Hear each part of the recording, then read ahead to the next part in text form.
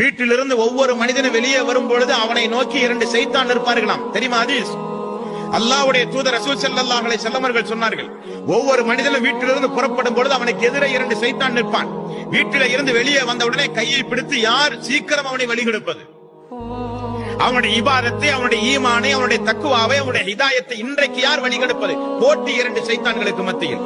பிஸ்மில்லாஹி தவக்கல்து அலல்லாஹ், நான் அல்லாஹ்வின் மீது முழு தவக்கல்து வைத்து இதோ நான் புறப்படுகிறேன் என்றால் சைத்தான் பயந்து போகிறான்.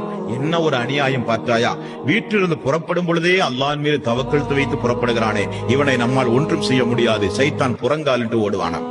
ரசூல் ஸல்லல்லாஹு அலைஹி வஸல்லம் அவர்கள் சொன்னார்கள், நோய் நொடிகள் நீங்க, துன்பங்கள் நீங்க, நாள் நட்சத்திரம் பார்க்கிற மக்களுக்கு, சகுனம் பார்க்கிற மக்களுக்கு, ஜாதகம் பார்க்கிற மக்களுக்கு ரசூல் ஸல்லல்லாஹு அலைஹி வஸல்லம் அவர்கள் எவ்வளவு அற்புதமான துஆவை எல்லாம் அல்லாஹ்வுடைய தூதர் கற்றுக் கொடுத்தார்கள்.